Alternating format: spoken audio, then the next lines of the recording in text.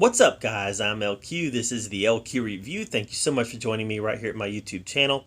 This is where we talk about all the geeky, nerdy stuff that we'd love to talk about. Movies, video games, comic books, and TV shows. And right now I'm going to give you guys my review of the first MCU movie in over 2 years, Black Widow. Now, my biggest fear about Black Widow was because I love the character. I think Scarlett Johansson has done a great job with this character over the span of, 12 years now, 12, 13 years, right? I thought she's done a great job. So my biggest fear with this movie was that it was a movie that came too late. That was my biggest fear. Like, would this feel inconsequential? Would this feel pointless because of where it falls in the release schedule versus where it takes place in the MCU chronology? That was my biggest worry. And I gotta tell you, it was a legit worry because this movie felt inconsequential. Nothing really happened in this movie other than a little bit in the last couple minutes with a character that popped up in Falcon and the Winter Soldier. Other than a little bit at the end, there was nothing really that happened in this that I felt would have long-term consequences in the MCU. Yeah, it introduced the character of Yelena, played by Florence Pugh. Which, by the way, was she was the best. She was the best thing in this movie. Yelena was the best character in this movie. This, in a lot of ways, was her film. It was her introduction into the MCU. In a lot of ways, Scarlett Johansson's Black Widow took a back seat to this character, which I also felt was a little bit off-putting because this was kind of Scarlett Johansson's send-off in the MCU. So, yeah, I really felt like, other than introducing Yelena and that last kind of stinger at the end with a character that was introduced in Falcon and the Winter Soldier, I didn't feel like there's anything in this that would have long-term ramifications in the MCU. They introduced the mind controlling stuff. We don't know if that's going to do anything in the future. We don't know if that's going to have any bearing in the future. Introduced Red Guardian. We don't know if he's ever going to pop up again. I assume he will. He's played by David Harbour. They're not going to cast David Harbour for one film, I wouldn't think. But yeah, I really felt watching this, man, I wish this would have come out during Phase 3. This would have been better in Phase 3. It would have been better had this come out after Captain America Civil War. That's when this had to be released. Because now it just feels kind of inconsequential, kind of pointless. Like, why are they doing it now? Except to give Natasha a proper send-off, which wasn't really a proper send-off because this was Elena's movie more than it was Natasha's movie.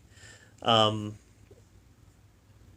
also, Taskmaster. Oh my gosh, why does the MCU have so much trouble? You know I love the MCU. I love the MCU. And nobody's doing right now what the MCU is doing. Nobody is. Not Star Wars. Not the DCEU. Nobody's doing what the MCU is doing right now. So you gotta respect the success. But why? Why is the MCU having so much trouble with the villains? It's like they want to be clever and gender bend the villains or make the villains sympathetic characters. They're trying to subvert our expectations, but all that they're doing is making us angry. The biggest offender of this was obviously Trevor Slattery, the Mandarin. So now they got to go back. The fans hated that version of the Mandarin so much that now they got to go back and redo the Mandarin in Shang-Chi. Taskmaster sucked. Taskmaster sucked. Just one of the worst iterations of a comic book villain in a modern day comic book movie that I've ever seen. Taskmaster sucked. So what was good about this? Because let me tell you, I'm going to generally give this movie a positive review. I am. But so far, everything's been real negative. So what did I like? I liked the action. Action was real good. There was a lot of really great action set pieces in this where, the hand to hand fighting was phenomenal. The prison breakout was great. There was some good action sequences in this. David Harbour as Red Guardian was great. He stole every scene that he was in. And even though he was this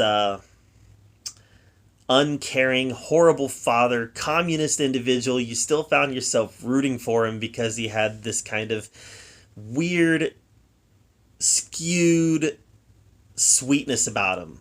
Like, horrible, horrible, horrible person.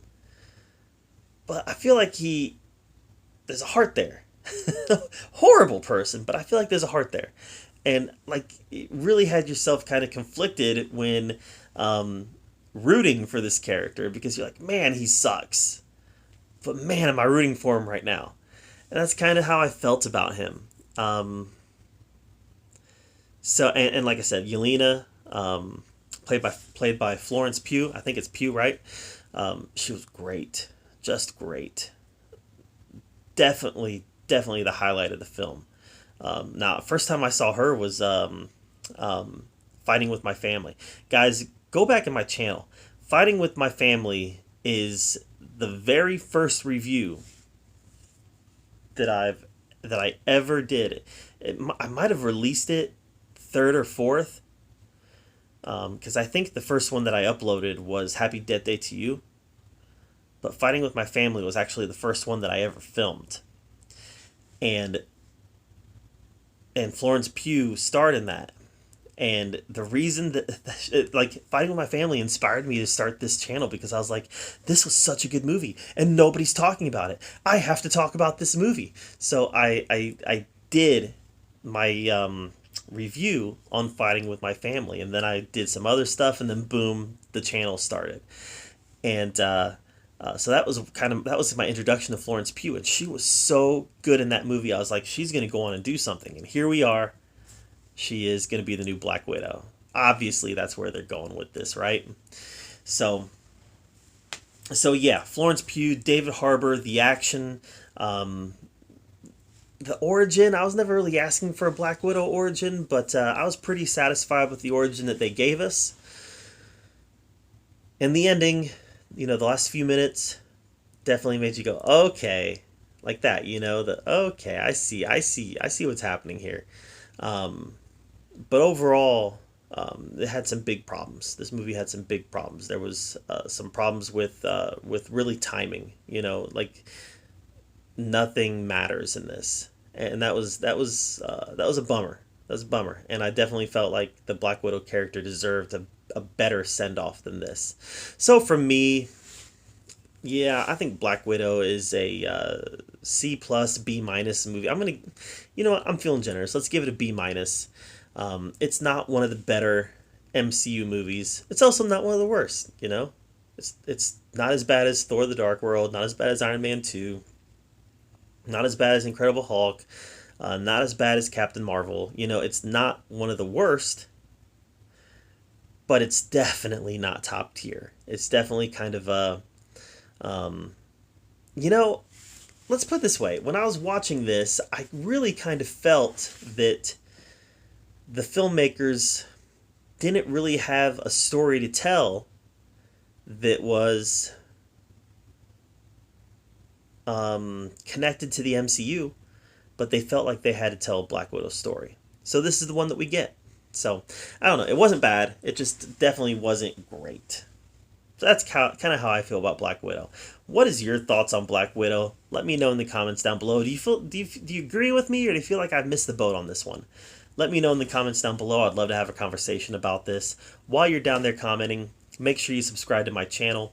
I put out a lot of content, and I want to make sure that you're up to date with everything that I'm doing. And as always, thank you so much for joining me right here at the Geeky Review, where we get to talk about all the geeky, nerdy stuff that we love to talk about. Until next time, we'll see you guys later.